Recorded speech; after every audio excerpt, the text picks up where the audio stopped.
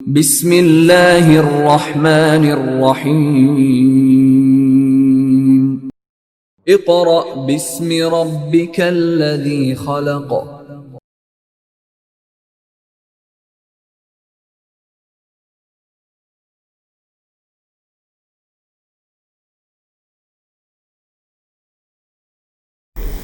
معزز والدین اور عزیز طلباء و طالبات، السلام علیکم۔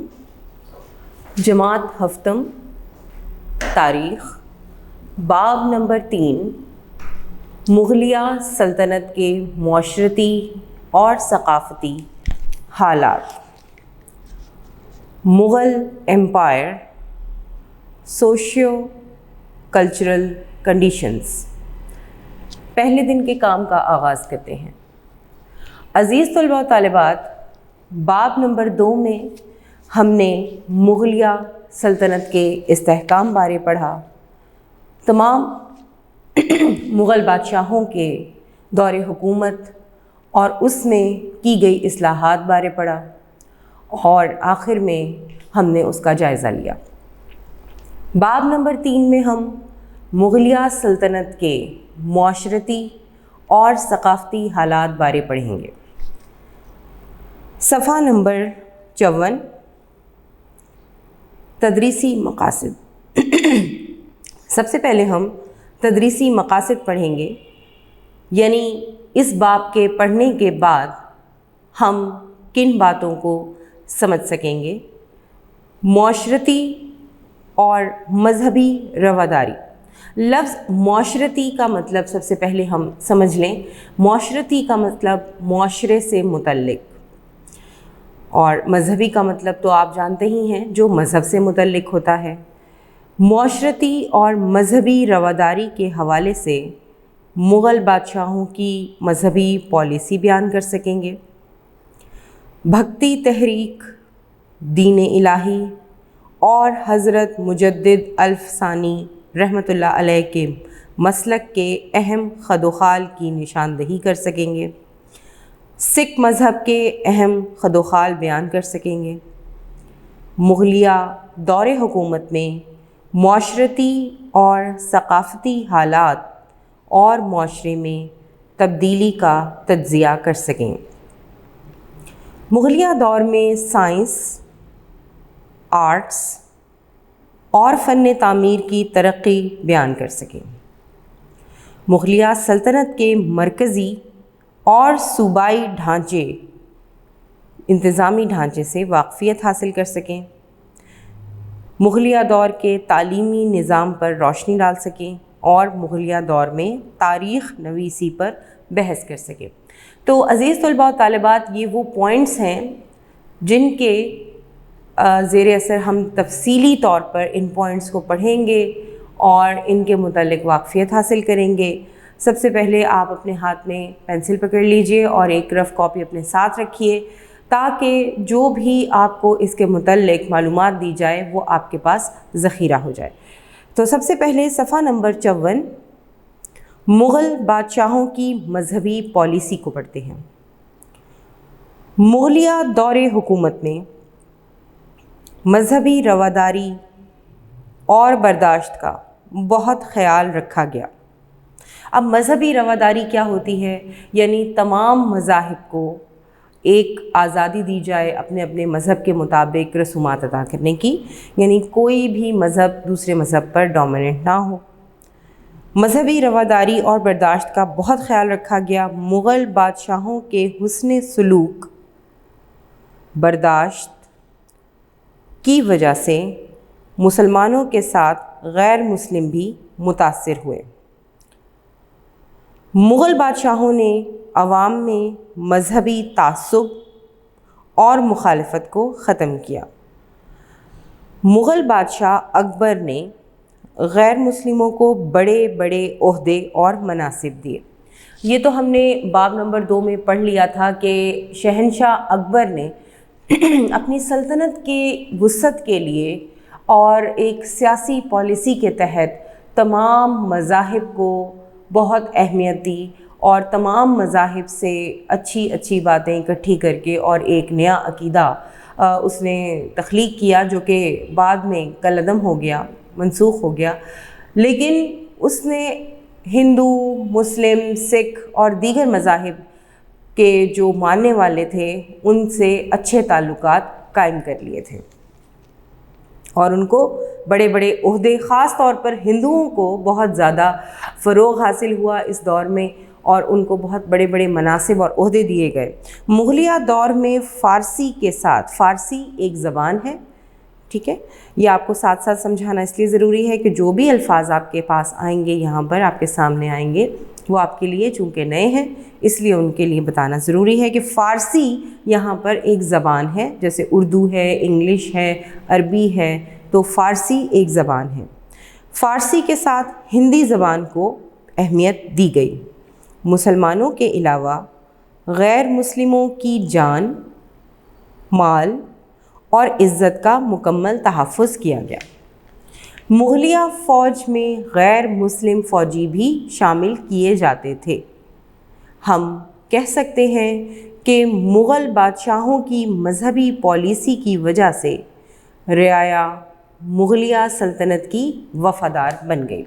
چونکہ اکبر کے زمانے میں مختلف مذاہب کے لوگ اس کی رعایا کا حصہ تھے، اور جیسا ہم نے باب نمبر 2 میں پڑھا کہ اس کے فوج میں جب اس نے فوجی پالیسی اور فوجی اصلاحات کیں تو اس میں اس نے بہت سے ہندو لوگوں کو فوج کا سربراہ بنایا اور ان کے ہاتھ میں فوج کی باغ ڈور دے دی، اور ان سے بہت سے ایسے کام لیے جو بہت ہی نازک نوعیت کے تھے، یعنی اس نے بھروسہ کیا دوسرے مذہب کے لوگوں پر بھی اور مسلمانوں کے ساتھ ساتھ ان کو بھی فروغ دیا۔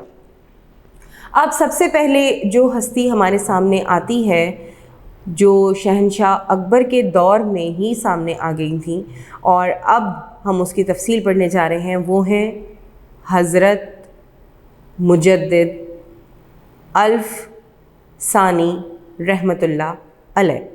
اب سب سے پہلے تو آپ کو نام سے واقفیت ہونی چاہیے کہ مجدد کا لفظ دراصل کیا ہوتا ہے۔ مجدد کا مطلب ہے تجدید کرنے والا، الف کا مطلب ہوتا ہے ہزار، اور ثانی کا مطلب ہوتا ہے دوسرا، یعنی تجدید کرنے والا۔ 1000 سال میں ایک مجدد پیدا ہوتا ہے، 1000 سال میں ایک مجدد پیدا ہوتا ہے۔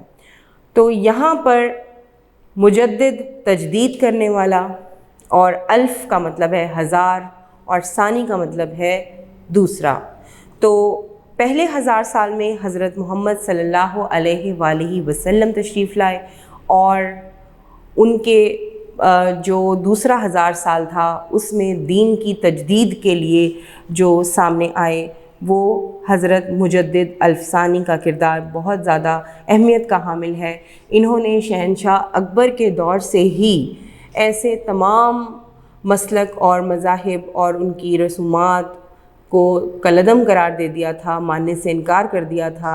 جب ہم نے باب نمبر 2 میں پڑھا تھا کہ شہنشاہ اکبر نے اپنا ایک عقیدہ قائم کر لیا تھا، بنا لیا تھا، اور اس میں اکبر کو سجدہ تعظیمی کیا جاتا تھا، تو حضرت مجدد الف ثانی رحمۃ اللہ علیہ نے اس کا انکار کر دیا تھا اور اس عقیدے کو ماننے سے انکار کر دیا تھا۔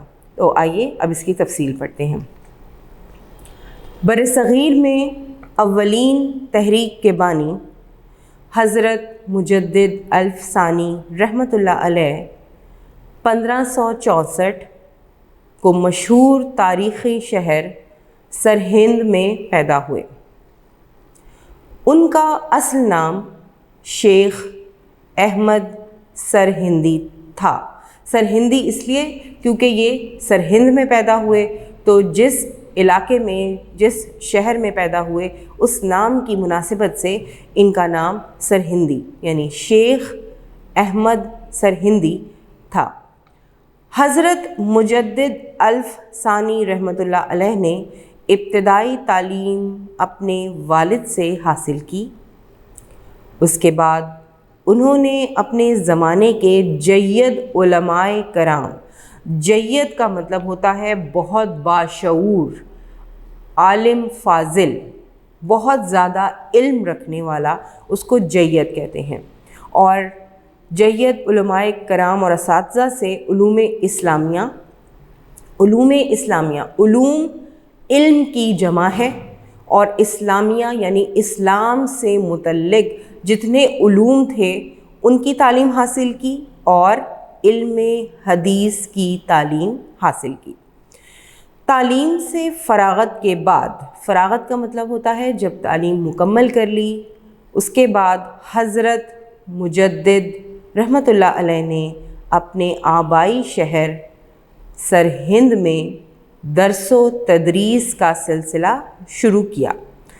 درس و تدریس یعنی پڑھانے کا، علم دینے کا سلسلہ شروع کیا، اور لوگوں کو اپنے فیوز و برکات سے بہرور کیا، یعنی اپنے علم سے سرفراز کیا، ان تک علم پہنچایا۔ سرہند میں چند سال قیام کے بعد آپ حج بیت اللہ کے ارادے سے گھر سے نکلے۔ دہلی میں ان کا قیام ان کے ہم مکتب یعنی اسکول فیلو، جہاں انہوں نے درس حاصل کیا تھا، علم حاصل کیا تھا، اسی اسکول کے ان کے ایک اسکول فیلو شیخ حسن کے ہاں ان کا قیام ہوا، یعنی وہاں پر وہ ٹھہرے۔ وہ یعنی شیخ حسن جو ان کے اسکول فیلو تھے حضرت مجدد کے، وہ خواجہ باقی باللہ رحمۃ اللہ علیہ کے بڑے معتقد تھے، ایک صوفی بزرگ تھے، بہت ہی علم رکھنے والے، دینی اسلامی سب علم ان کے پاس بہت زیادہ تھا، اور ان کا معتقد تھے، یعنی ان کا اعتقاد تھا۔ شیخ حسن جو ان کے دوست تھے، ان کے اسکول فیلو تھے حضرت مجدد کے، ان کا بہت عقیدہ تھا ان پر، تو انہوں نے خواجہ صاحب کی تعریف کچھ ایسے انداز سے کی کہ حضرت مجدد ان سے ملاقات کے لیے تشریف لے گئے۔ یعنی ان کے سامنے جب ذکر ہوا حضرت مجدد الفسانی رحمۃ اللہ علیہ کے سامنے باقی حضرت خواجہ باقی باللہ کا، تو ان کو بہت اشتیاق ہوا، ان کو شوق ہوا کہ کیوں نہ میں بھی ان سے ملاقات کا شرف حاصل کر لوں۔ خواجہ صاحب نے انہیں چند روز اپنے ہاں قیام کی دعوت دی۔ حضرت مجدد الفسانی کو خواجہ باقی باللہ کے طور و اطوار اور ذکر و شغل دیکھ کر ان کے ساتھ عقیدت پیدا ہو گئی۔ اب یہاں پہ کچھ الفاظ ہیں، طور و اطوار یعنی ان کے طور طریقے، ان کے تمام طور طریقے اسلامی لحاظ سے تھے، اور وہ ان کو بہت متاثر کر گئے۔ اور ذکر و شغل یعنی ان کے جو مشغلات تھے، ان کے جو مشغلے تھے، ان کے رہنے سہنے، کھانے پینے، گفتگو، اور جو بھی ان کا ذکر کا طریقہ تھا، اللہ تبارک و تعالیٰ کے ذکر کا طریقہ تھا، اور وہ ان کو بہت زیادہ امپریس کر گئے حضرت مجدد الفسانی کو۔ موصوف کی درخواست پر، موصوف یہاں پر کون ہے؟ حضرت مجدد الفسانی۔ موصوف کی درخواست پر حضرت خواجہ باقی باللہ نے انہیں مرید کر لیا، یعنی اپنی مریدی میں لے لیا۔ 2-3 ہفتے اپنے پاس رکھنے کے بعد خواجہ صاحب نے آپ کو سرہند واپس جانے کا حکم دیا۔ یعنی آپ نے جب حضرت مجدد الفسانی نے خواجہ باقی باللہ سے ملاقات کی تو انہوں نے بہت امپریس کیا انہیں، اور آخر میں انہوں نے ان کی مریدی حاصل کر لی، اور کچھ ہفتے قیام کے بعد حضرت خواجہ باقی باللہ نے حضرت مجدد الفسانی کو ان کے آبائی شہر واپس جانے کا حکم دیا۔ سرہند واپس آنے کے بعد آپ نے، یہاں آپ کس کے لیے آیا ہے؟ حضرت مجدد الفسانی کے لیے۔ اب وہ واپس آ گئے ہیں، کس کے کہنے پر؟ حضرت خواجہ باقی باللہ کے کہنے پر واپس آ گئے، اور اپنے اصلاحی اور تجدیدی کام کا آغاز کیا۔ سب سے پہلے آپ نے شہنشاہ اکبر کے با اثر درباریوں اور صحیح العقیدہ، کیا لفظ پڑھا میں نے؟ صحیح العقیدہ امراء سے تعلقات بڑھائے، اور نفاذ شریعت کی طرف ان کی توجہ دلائی۔ با اثر درباری یعنی ایسے درباری جو اعلیٰ مقام رکھتے تھے، جن کی اہمیت زیادہ تھی دربار میں، ان سے اور صحیح العقیدہ یعنی جو اس وقت بھی فہم رکھتے تھے کہ اصل مسلک کیا ہے، دین کو کس طریقے سے نبھانا ہے، دین کے اوپر کس طریقے سے چلنا ہے، دین کی پریکٹسز کیا ہیں، تو ان لوگوں سے حضرت مجدد الف ثانی نے ملاقات کی اور ان کی توجہ دلائی کہ شریعت کا نفاذ یعنی امپلیمنٹیشن بہت ضروری ہے۔ دوسری جانب آپ نے اسلامی ذہن رکھنے والے مریدوں کی ایک جماعت تیار کی جو آپ کے مشن کو پایہ تکمیل تک پہنچانے کے لیے ملک کے طول و عرض میں پھیل گئی۔ اب چونکہ یہ کافی مشکل کام تھا اور ایک ٹیم ورک تھا، تو کچھ ایسے لوگوں کی ضرورت محسوس ہوئی حضرت مجدد کو کہ انہوں نے سب سے پہلے تو ایسے ذہن تلاش کیے، ایسے لوگ تلاش کیے جن کا دین کی طرف رجحان تھا۔ پھر ان کو اسلامی طرز زندگی، اسلام بارے اور احادیث بارے تعلیم فرمائی۔ اس کے بعد جب وہ جماعت تیار ہو گئی اور آپ کے بتائے ہوئے تمام اصولوں کو سمجھ گئی، تو آپ نے ان کو ملک کے طول و عرض یعنی دور دراز علاقوں میں بھیج دیا تاکہ جو دین اکبر کا پھیلایا ہوا تھا، شہنشاہ اکبر کے زمانے میں تھا، اس کو صحیح کیا جائے۔ اس کے اندر جو خامیاں پیدا ہو چکی تھیں، جو مختلف طرح کی چیزیں شامل کر لی گئی تھیں، اس کو ختم کر کے صحیح طرح نفاذ شریعت کیا جائے۔ اس کے لیے آپ نے ایک جماعت تیار کروائی اور اس کو ملک کے مشرق و مغرب اور شمال جنوب تمام اطراف میں پھیلا دیا۔ حضرت مجدد رحمۃ اللہ علیہ نے اپنے مریدوں سے رابطہ رکھنے کے لیے خطوط نویسی کا سلسلہ شروع کیا۔ اب چونکہ اس زمانے میں اتنا اسٹرانگ میڈیا نہیں تھا اور نہ ہی کوئی کمیونیکیشن کے اس طرح کے ذرائع تھے کہ فوری طور پہ آپ ایک دوسرے سے رابطہ کر سکیں، تو اس زمانے میں خطوط ہوا کرتے تھے اور خط لے جانے والا بھی کئی مہینوں اور ہفتوں کے سفر کے بعد وہاں پر پہنچا کرتا تھا۔ تو پیغام رساں جو ہوتا تھا، پہلے تو وہ زبانی پیغام لے جایا کرتا تھا، لیکن آپ نے ایک نیا طریقہ اس زمانے میں کمیونیکیشن کے لیے رکھا اور وہ تھا خطوط نویسی، یعنی آپ خط کے ذریعے اپنے ان مریدوں سے رابطہ کرتے تھے جن کو آپ نے ملک میں پھیلا دیا تھا نفاذ شریعت کے کاموں کے سلسلے میں، تاکہ وہ لوگوں کو تعلیم دیں، ان کو بتائیں کہ دراصل احادیث کیا ہیں اور ان کو کس طریقے سے سمجھنے کی ضرورت ہے، دین الہی دراصل ہے کیا، اور اس کو کس طرح آپ نے لے کے چلنا ہے، مختلف طرح کے معاملات میں اپنے دین پر کس طرح ڈٹے رہنا ہے، وغیرہ وغیرہ۔ تو ان سے رابطہ رکھنے کے لیے آپ نے خطوط لکھنا، نویسی کا مطلب ہوتا ہے لکھنا، تو آپ نے خطوط نویسی کا سلسلہ شروع کیا۔ آپ کسی امیر یا مرید کے نام خط تحریر فرماتے تو آپ کے مرید اس کی سینکڑوں نقلیں تیار کر کے پورے ملک میں پھیلا دیتے۔ یعنی وہ خطوط دراصل کیا ہوتے تھے، وہ طریقے ہوتے تھے، وہ تفصیل ہوتی تھی، وہ علم پھیلانے کا ایک ذریعہ ہوتے تھے، تو وہ ان کے لیے ایک علم کی حیثیت رکھتے تھے۔ وہ خطوط دراصل علم پھیلانے کا ایک ذریعہ تھے۔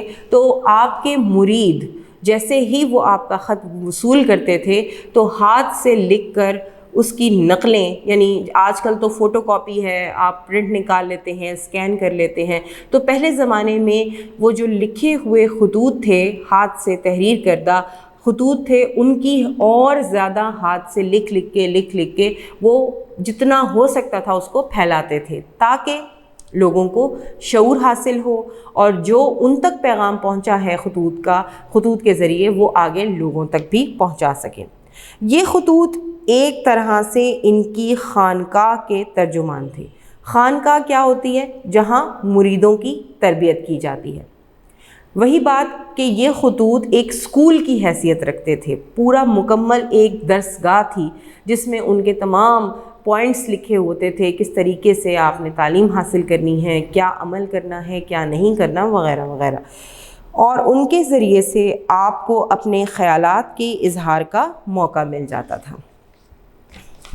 یعنی ان کے ذریعے حضرت مجدد کو بآسانی لوگوں تک رسائی ممکن ہو سکی تھی۔ حضرت مجدد الف ثانی رحمۃ اللہ علیہ کا اثر اکبر کے آخری دور میں ہی ظاہر ہونے لگا تھا۔ یہ وہی دور ہے جب اکبر نے اپنا ایک دین بنا لیا تھا جس میں سجدہ تعظیمی لازمی تھا۔ اکبر کے بے دین مصاحب ایک ایک کر کے وفات پا گئے، کیونکہ اکبر کے دور میں جو اس کے معتقد تھے، جو اس کے پیروکار تھے، وہ بھی آہستہ آہستہ وفات پانا شروع ہو گئے، اور ان کی جگہ وہ امراء آگے بڑھے جو حضرت مجدد رحمۃ اللہ علیہ کی تعلیمات سے واقف تھے۔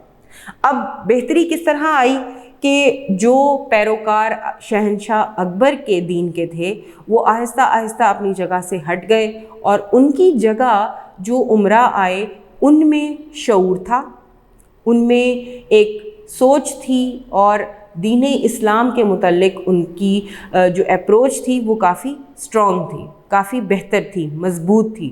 کیونکہ وہ حضرت مجدد الثانی کے تعلیم کردہ خطوط سن کر آتے تھے، ان کی تعلیم حاصل کر کے آتے تھے، تو وہ ان کی تعلیمات سے واقف تھے۔ انہی امراء کی کوششوں سے شہزادہ سلیم تخت نشین ہوا، ورنہ خسرو کی جانشینی کے تمام انتظامات مکمل ہو چکے تھے۔ جہانگیر کے عہد میں جو اسلامی تعلیمات کی ترویج ہوئی وہ حضرت مجدد رحمۃ اللہ علیہ ہی کی اصلاحی اور تجدیدی تحریک کا اثر تھا۔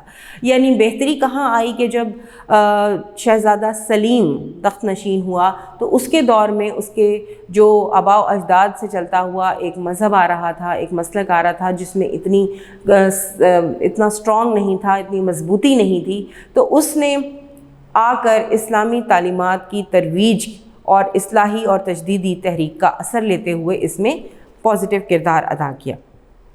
جہانگیر اپنے ابتدائی دور میں راسخ العقیدہ امراء کے زیر اثر تھا۔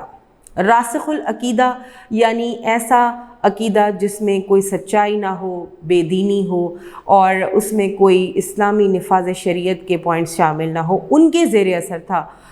نواب مرتضیٰ خان فرید بخاری کی وفات کے بعد ان کا زور کم ہو گیا اور ان کی جگہ ایرانی امراء برسری اقتدار آ گئے۔ وہ حضرت مجدد رحمۃ اللہ علیہ کی تحریک کے سخت مخالف تھے، لہٰذا انہوں نے حضرت مجدد کے خلاف جہانگیر کو بھڑکایا۔ جہانگیر نے حضرت مجدد کو قید کروا دیا۔ انہوں نے کچھ عرصہ گوالیار کے قلعے میں نظر بندی کی حالت میں گزارا۔ نظر بندی کا مطلب ہوتا ہے قید کر دینا، نہ وہ باہر آ سکتے تھے، نہ کسی سے مل سکتے تھے، نہ کوئی ان سے مل سکتا تھا، یعنی محصور کر دینا، بالکل نظر بند کر دینا۔ وہاں بھی ان کی توجہ سے بہت سے اخلاقی مجرموں نے اپنے گناہوں سے توبہ کی اور کئی غیر مسلم قیدی مشرف بے اسلام ہوئے۔ اب یہاں پر ایک اور چیز ہمارے سامنے آئی کہ انہوں نے حضرت مجدد الثانی نے قید ہونے کے باوجود اپنے مشن کو جاری رکھا۔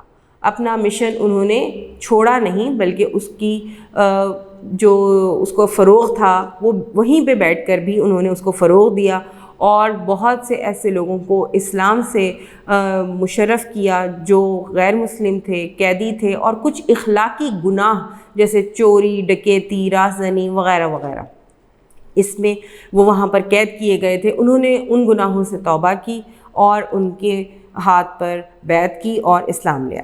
حضرت مجدد الثانی کی نظر بندی کے دوران میں جہانگیر کو ان کی نیک نیتی کا علم ہوا، تو اس نے آپ کو باعزت رہا کر کے اپنا مشیر بنایا۔ مشیر مشورہ دینے والے کو کہتے ہیں۔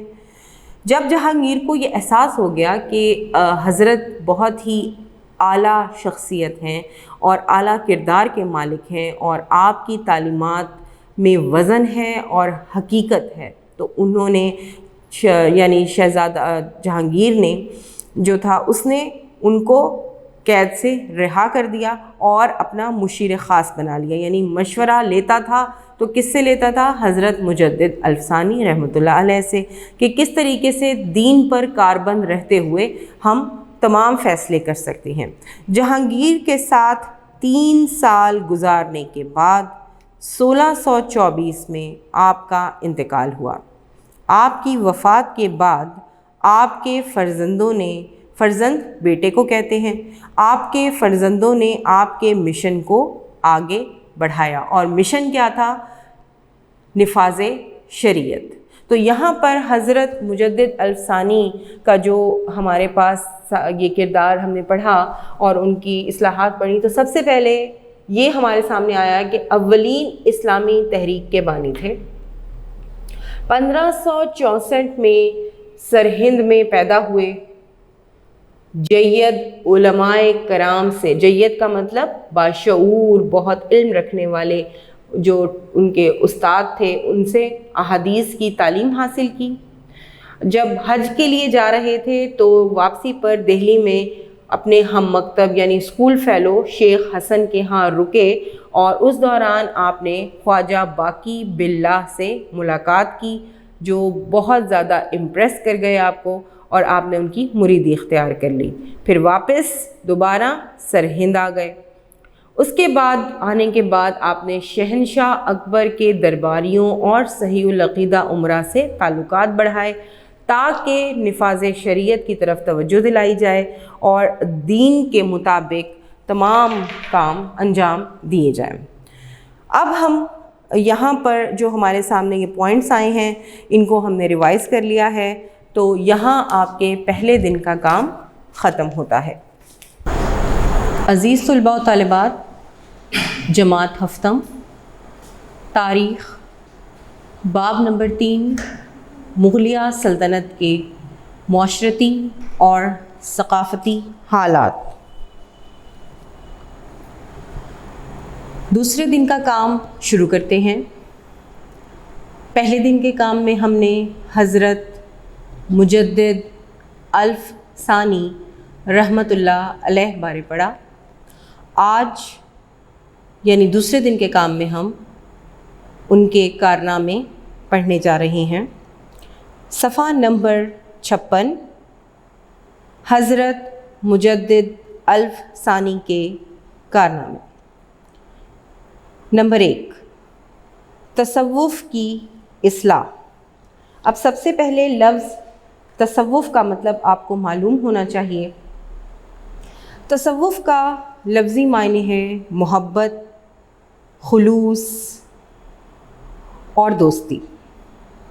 یہاں پر تصوف فنا فی اللہ کے معنی میں آئے گا، یعنی حضرت مجدد الف ثانی علم اور نفاذ شریعت یعنی دینی علم اور نفاذ شریعت کے لیے اتنے سرشار تھے کہ انہوں نے تصوف کی اصلاح کی ٹھان لی اور اصل حقیقت کو سامنے لانے کے لیے بہت کوششیں کی۔ تصوف اللہ تبارک و تعالیٰ کی ذات کے لیے اپنے آپ کو وقف کر دینا، اللہ سے متعلق تمام باتوں کو اپنے اوپر طاری کر لینا، عبادت صرف خوشنودی الہی کے لیے کرنا اور بدلے میں کچھ نہ چاہنا تصوف ہے۔ اور اس جوش اور جذبے سے سرشار جو بھی انسان سامنے آتا ہے اس کو صوفی کہتے ہیں۔ تو یہ تصوف کی اصلاح کرنے کی ضرورت کیوں پڑی؟ وہ اس لیے کہ آپ رحمۃ اللہ علیہ کے آنے سے پہلے تصوف میں بہت سی تبدیلیاں آتی گئیں۔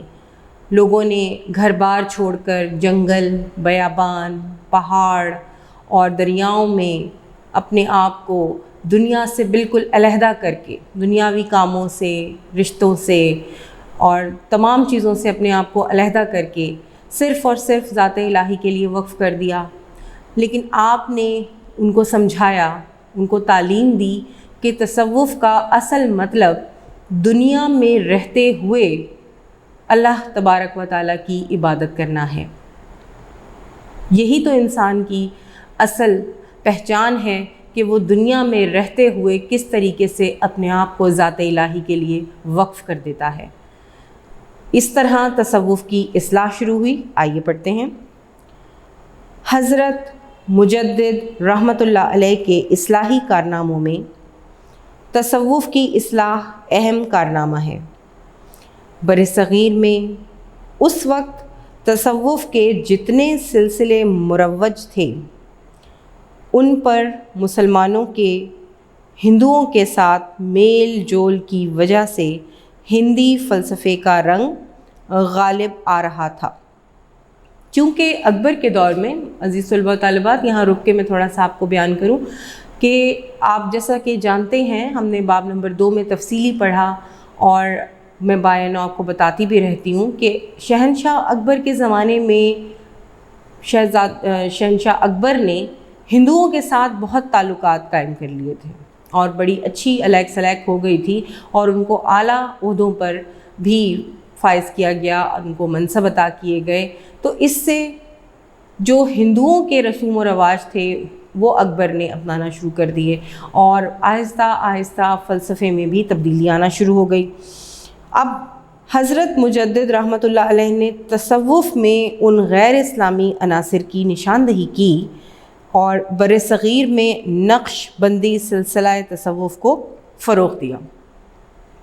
یہ ایک سلسلہ ہے جو بزرگان دین سے منسلک ہے اور نسل در نسل جاری رہا، اس کو فروغ دیا، جس میں صوفی کی روحانی ترقی کا دار و مدار شریعت کی پابندی پر ہے۔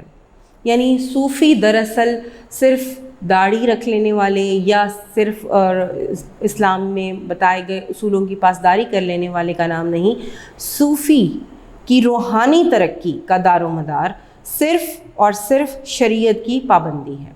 یعنی انہوں نے اصل روح بیان کر دی کہ صوفی انفیکٹ کیا ہے، اور اس کی جو شریعت کی پابندی ہے وہی اس کی روحانی ترقی ہے۔ آپ نے فلسفہ وحدت الوجود کی نفی کر کے، یہ فلسفہ وحدت الوجود وہ فلسفہ ہے جس میں دنیا سے علیحدگی اور صرف اکیلا پن اور تنہائی اور یکسوئی کے لیے صرف اور صرف اپنے آپ کو اور اللہ کو علیحدہ کر لینا، اللہ کے لیے علیحدہ کر لینا، اور دنیا سے بالکل کٹ آف کر لینا اور ان سے بالکل بے رغبتی ظاہر کرنا۔ یعنی اسلام میں تو ہر چیز کے حقوق ہیں، صرف حقوق اللہ ہی نہیں ہیں بلکہ حقوق العباد بھی ہیں، ہمسایوں کے حقوق بھی ہیں، پڑوسیوں کے حقوق بھی ہیں، ہر چیز کے حقوق ہیں۔ تو یہاں پر صرف اور صرف حقوق اللہ کی ترویج ہو رہی تھی، جس کی وجہ سے اسلام کی پاسداری جو تھی اس کے اوپر زیادہ پازیٹیو اثرات مرتب نہیں ہو رہے تھے۔ تو فلسفہ وحدت الشہود کو فروغ دیا۔ یہ بھی ایک فلسفہ ہے جو آپ آگے جا کے بڑی کلاسز میں پڑھیں گے، یعنی دنیا میں رہ کر یاد الہی سے غافل نہ ہونا دراصل تصوف ہے۔ ہر وقت اللہ کو یاد کرتے رہنا اور دنیاوی کاموں سے بے رغبتی، یہ اس کی نفی کر کے دنیا میں رہتے ہوئے اللہ تبارک و تعالیٰ کی عبادت کرنے کی جو ترویج دی، وہ دراصل حضرت مجدد الفسانی کی طرف سے تصوف میں اصلاح قرار دی گئی۔ دوسرے نمبر پہ ہے بھکتی تحریک کے خلاف محاذ۔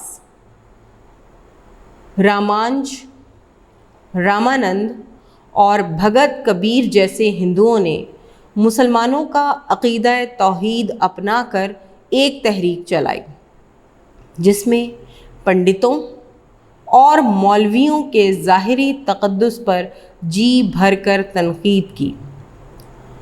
انہوں نے اسلام اور ہندو دھرم کو ملا کر ایک درمیانی راستہ نکالا اور لوگوں سے کہا کہ رام اور رحیم دراصل ایک ہی ہستی کے دو نام ہیں۔ مذہبی رہنماؤں نے عوام کو لڑانے کی غرض سے ان میں تفریق پیدا کر دی ہے۔ اب یہ مس کنسیپشن جو دیا وہ کون کون سے لوگوں نے دیا؟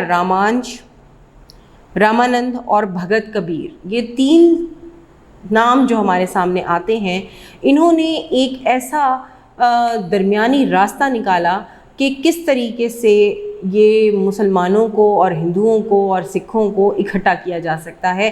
یہ بہت ہی غلط قسم کا ان کا ایک عقیدہ تھا، ایک مذہب بنایا ہوا تھا، جس میں انہوں نے یہ کہہ دیا کہ تمہارا خدا نظر نہیں آتا لیکن ہمارا خدا نظر آتا ہے. تو دراصل یہ ایک ہی تصویر کے دو رخ ہیں اور رام اور رحیم ایک ہی معنی رکھتے ہیں. اور یہ جو مذہبی لیڈر ہیں، جو مذہبی پیشوا ہیں، جن میں ہمارے پنڈت ہیں اور مسلمانوں کے مولوی اور جو مسلمانوں کے لوگ ہیں، وہ آپس میں ہمیں لڑوانا چاہتے ہیں، اس لیے یہ الگ الگ طریقے سے عبادت کرتے ہیں. تو اس لیے انہوں نے اکٹھا کرنے کی غرض سے یہ ایک مس کنسیپشن پھیلا دیا. اکبر کے دین الہی میں بھی اس تحریک کا رنگ غالب تھا.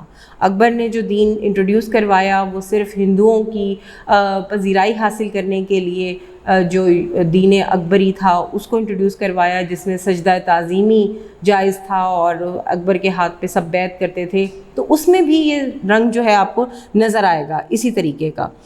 حضرت مجدد رحمۃ اللہ علیہ کے زمانے میں یہ تحریک بڑے زور و شور کے ساتھ چل رہی تھی. آپ نے ہردے رام نامی ایک ہندو کے نام اپنے خط میں اس تحریک پر کڑی تنقید کی اور ان کے نظریات کو رد کر دیا. یعنی آپ نے یہ ماننے سے انکار کر دیا کہ جو بات یہ کہہ رہے ہیں وہ سچ ہے. انہوں نے یعنی حضرت مجدد الفسانی نے ہردے رام کو خط لکھا اور کڑی تنقید کی کہ جو کچھ یہ کہہ رہے ہیں اور جس کا پرچار کیا جا رہا ہے وہ سراسر غلط ہے. نمبر 3، اکبر کے دین الہی کے خلاف محاذ. حضرت مجدد الفسانی رحمۃ اللہ علیہ نے اکبر کی بے دینی اور الحاد کا ڈٹ کر مقابلہ کیا. بے دینی یعنی دین سے ہٹ جانا اور الحاد یعنی اللہ کو نہ ماننا، دین حق سے پھر جانا، اس کے خلاف ڈٹ کر مقابلہ کیا. انہوں نے درباری امراء کے ساتھ خط و کتابت کے ذریعے سے شریعت اسلام پر کار بند رہنے کی تلقین فرمائی. اگر آپ کو کہیں سے یہ اطلاع ملتی کہ کسی مسلمان نے اسلام کے دفاع میں کوئی خدمت انجام دی ہے تو آپ اسے مبارکباد کا خط لکھتے. نواب قلیچ خان، کیا لفظ ہے یہ؟ گول قاف، لام، یہ اور چے. یہاں میں بورڈ پر بھی آپ کے لیے لکھ دیتی ہوں. کیسے لکھیں گے؟ نیا لفظ ہے قلیچ، گول قاف، لام، یہ اور پھر چے. نام ہے یہ، نواب تھے، نام ہے قلیچ خان. نواب قلیچ خان نے لاہور میں مسجد تعمیر کرائی جس میں وہ خود درس و تدریس کا فریضہ انجام دیا کرتے تھے. تو حضرت مجدد رحمۃ اللہ علیہ کو اس پر بے حد خوشی ہوئی. حضرت مجدد کے ترغیب دلانے پر امراء میں دین کی خدمت میں ایک دوسرے پر سبقت لے جانے کا جذبہ پیدا ہوا. یعنی کیونکہ حضرت مجدد الفسانی بہت اپریشیٹ کرتے تھے، پذیرائی کرتے تھے اور تعریفی خط بھی لکھتے تھے ان کو، ان کی تعریف کرنے کے لیے کہ آپ نے دین کے فروغ کے لیے کام کیا، مسجد میں تعلیم فرمائی، درس دیا. تو اس کے لیے آپ ان کو خطوط بھی لکھا کرتے تھے. اور پھر اس سے کیا ہوا کہ لوگوں میں شوق پیدا ہوا کہ ہم دین کے لیے زیادہ سے زیادہ کام کریں.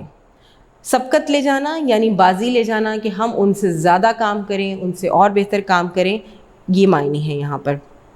جس زمانے میں اکبر اور اس کے حواری کا مطلب ہوتا ہے ساتھ دینے والے، یعنی یہاں پر ساتھ دینا یعنی جو کام جیسے وہ کر رہا تھا اس کی جی حضوری کر رہے تھے، منفی تاثر پھیلا رہے تھے. یعنی اکبر کے جو قریبی ساتھی تھے وہ کیا پھیلا رہے تھے؟ منفی تاثر پھیلا رہے تھے، یعنی نیگیٹو اثرات پھیلا رہے تھے کہ اسلام ایک پرانا دین ہو چکا ہے اور اب ایک نئے دین کی ضرورت ہے.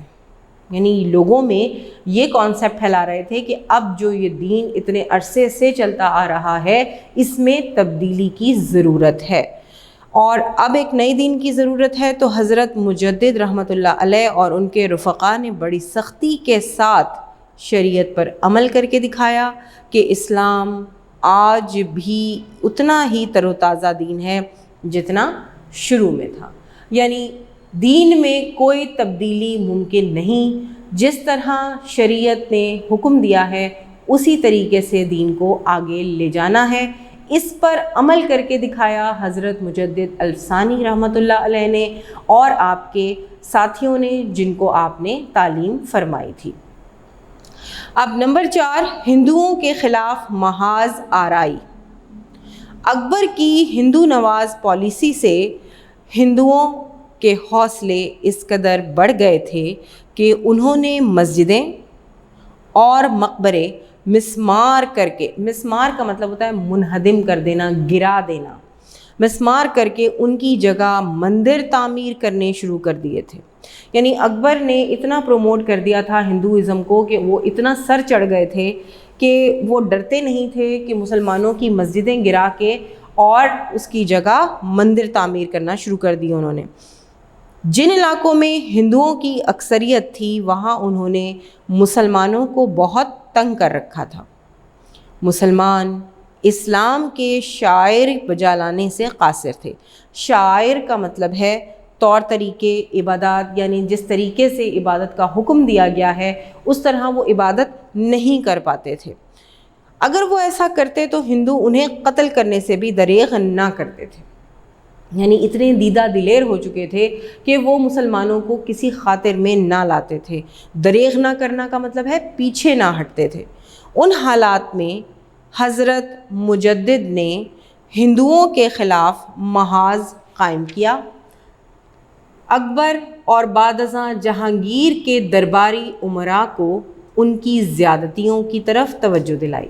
جیسے کہ آپ نے پہلے دن کے کام میں یہ پڑھا کہ جہانگیر نے ان کو قید کروا دیا تھا، نظر بند کر دیا تھا گوالیار کے قلعے میں حضرت مجدد الفسانی کو، لیکن بعد میں اس نے ان کو چھوڑ دیا کیونکہ وہاں نظر بند ہونے کے باوجود آپ نے بہت ہی اچھی تعلیمات فرمائیں جس سے اخلاقی گناہوں میں ملوث جو مجرم تھے وہ اپنے گناہوں سے توبہ کر بیٹھے تھے، اور کچھ غیر مسلموں نے اسلام قبول کیا تھا۔ تو جب یہ خبر جہانگیر کو پہنچی تو اس نے آپ کو نظر بندی آپ کی ختم کر دی اور اپنا مشیر خاص بنا لیا تاکہ شریعت کے حساب سے ملک کی باغ ڈور کو چلایا جائے۔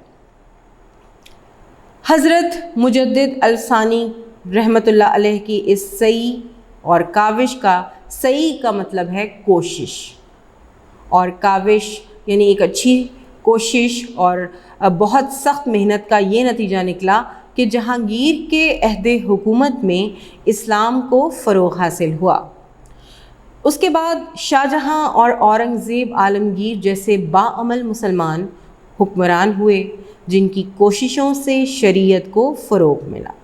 تو یہ تھے وہ کارنامے جو حضرت مجدد الفسانی رحمۃ اللہ علیہ نے اپنے اس دور میں ہمارے سامنے آئے، جو یہ دور تھا کہ جب جہانگیر بادشاہ بنا اور اس کے بعد یہ تمام اصلاحات سامنے آئیں جن میں تصوف کی اصلاح، بھکتی تحریک کے خلاف محاذ، اور اکبر کے دین الہی کے خلاف محاذ، اور ہندوؤں کے خلاف محاذ آرائی۔ یعنی دین اسلام اور شریعت کے نفاذ کے لیے جتنی ممکن کوشش کر سکتے تھے حضرت مجدد الفسانی رحمۃ اللہ علیہ نے کی۔ اب اگلا ٹاپک ہے صفحہ نمبر 58 پہ سکھ مذہب۔ یہاں پر جیسے کہ آپ دیکھ بھی رہے ہیں، یہ میں اریز کر دوں تاکہ آپ کنفیوز نہ ہو جائیں۔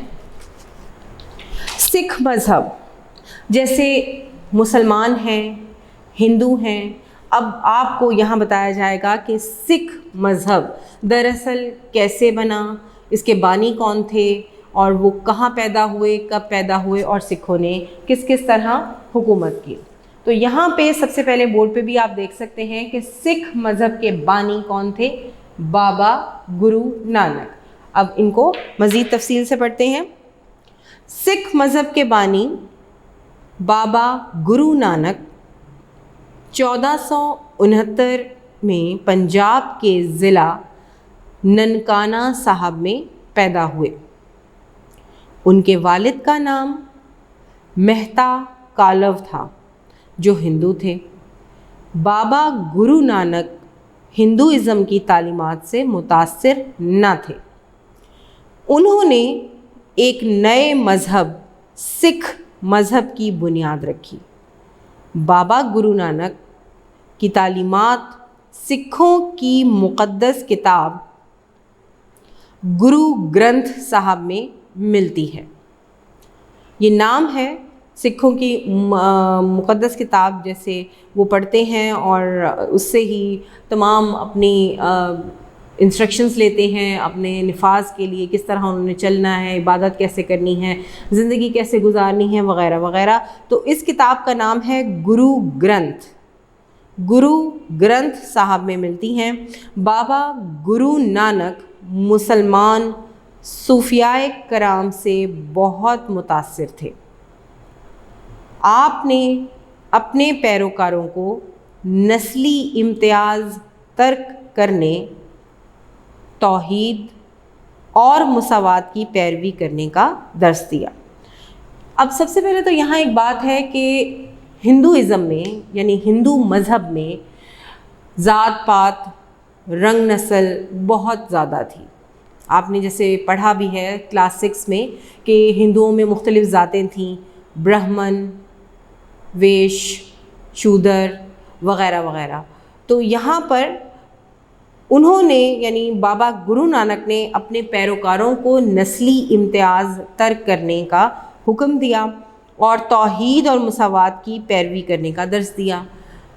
18ویں صدی کے وسط میں جب مرکز میں مغلوں کی حکومت کمزور ہوئی تو صوبہ پنجاب اور سرحد یعنی خیبر پختونخوا میں سکھوں نے زور پکڑا اور وہ پورے پنجاب پر قابض ہو گئے۔ سکھوں نے پنجاب پر 1801 سے 1849 تک حکومت کی۔ سکھ دور حکومت میں مشہور حکمران مہاراجا رنجیت سنگھ کا نام آتا ہے، جس کا انتقال 1839 میں ہوا۔ اس کے بعد آہستہ آہستہ سکھ حکومت زوال پذیر ہوتی گئی۔ آخرکار 1849 میں انگریزوں نے سکھوں کو شکست دے کر پنجاب پر اپنی حکومت قائم کر لی۔ یہ تھا سکھ مذہب کا تعارف، اس میں بیان کیا گیا۔ دیکھیے، میں آپ کو ہر دن کے کام میں یہ کہتی ہوں کہ آپ انڈر لائن کرتے جایا کریں، جو بھی مین پوائنٹس ہیں آپ دیکھتے ہیں، اس میں کوئی نئی چیز، کوئی سن، خاص طور پہ ہسٹری میں جو تاریخ آپ یہ پڑھ رہے ہیں، اس میں سن بہت کاؤنٹ کرتے ہیں۔ یہ وہ سن ہیں جیسے یہاں پر 1469 میں پنجاب کے ضلع ننکانہ میں کون پیدا ہوا، ایم سی کیوز کے ذریعے بھی آ سکتا ہے، خالی جگہ میں بھی آ سکتا ہے، شارٹ کوسچنز بھی بنائے جا سکتے ہیں اور زبانی سوالات بھی پوچھے جا سکتے ہیں۔ تو ضرورت اس امر کی ہے کہ آپ تمام اہم لائنوں کو، تمام اہم پوائنٹس کو انڈر لائن کرتے جائیں اور پھر اس کو ہیڈنگز بنا بنا کر اپنی کاپی پر محفوظ کرتے جائیں، تاکہ جب آپ اورل کی تیاری کریں یا آبجیکٹیو کی تیاری کریں تو آپ کے پاس ذخیرہ موجود ہو۔ تو یہاں پر بابا گرو نانک کی پیدائش ہے، اس کے بعد ان کے والد کا نام ہے، اور پھر ان کو ہندوازم کیوں پسند نہیں تھا، وجوہات درج ہیں۔ کس کتاب کو سکھ مقدس جانتے ہیں؟ گرو گرنتھ صاحب۔ اور بابا گرو نانک مسلمانوں کے کس پہلو سے بہت زیادہ متاثر تھے؟ صوفیاء کرام سے بہت متاثر تھے۔ اور 18ویں صدی کے وسط میں جب مرکز میں مغلوں کی حکومت کمزور ہوئی تو کس کس علاقے میں سکھوں نے زور پکڑا اور پھر کتنے عرصے حکومت کی؟ سکھوں نے پنجاب پر 1801 سے 1849 تک حکومت کی۔ اس کے بعد کس کا دور حکومت مشہور ہوا؟ سکھ مذہب میں کس کا دور حکومت مشہور ہوا؟ مہاراجا رنجیت سنگھ، اور اس کا انتقال کس سن میں ہوا؟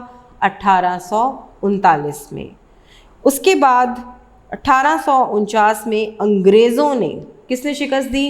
سکھوں نے۔ انگریزوں نے سکھوں کو شکست دے کر پنجاب پر اپنی حکومت قائم کر لی۔ تو یہ سکھ مذہب کے مین پوائنٹس تھے جو میں نے آپ کے سامنے یہاں بیان کیے ہیں۔ اس کے علاوہ جو حضرت مجدد الف ثانی کے کارنامے تھے ان میں سے بھی آپ MCQs خود سے تیار کیجئے، خود سے کوشش کیجئے تاکہ آپ کو یاد کرنے میں آسانی ہو۔